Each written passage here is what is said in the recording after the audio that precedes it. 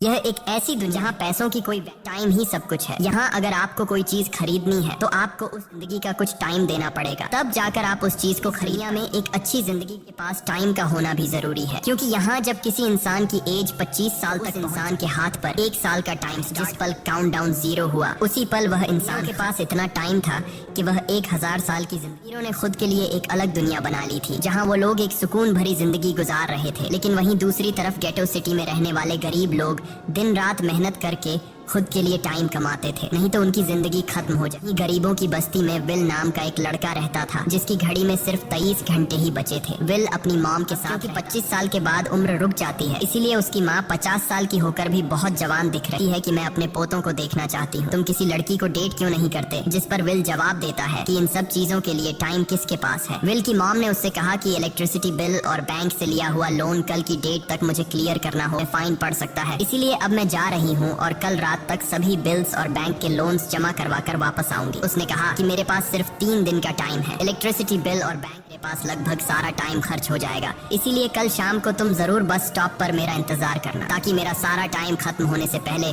मैं तुमसे कुछ टाइम ले सकूं। इस पर विल ने कहा ठीक है, मैं टाइम पर पहुंच जाऊंगा। जाने से पहले विल की माँ होकर उसकी बॉडी में 30 मिनट ट्रांसफर करती है ताकि विल अच्छा नाश्ता खरीद कर दोनों अपने अपने काम पर निकल गए। रास्ते में विल के पास एक छोटी बच्ची आती है, वो विल को एक कैप्सूल देकर टाइम मांगती है। विल मुस्कुराते हुए उस छोटी बच्ची को कैप्सूल में अपनी जिंदगी का 5 मिनट का टाइम दे देता है और वह चली जाती है। यहाँ हमें पता चलता है कि यह लोग अपने टाइम को एक कैप्सूल में स्टोर भी कर सकते हैं, जिससे यह लोग कभी भी यूज और ट्रांसफर कर सकते हैं। इसके बाद विल काम के लिए फैक्ट्री पहुंच जाता है।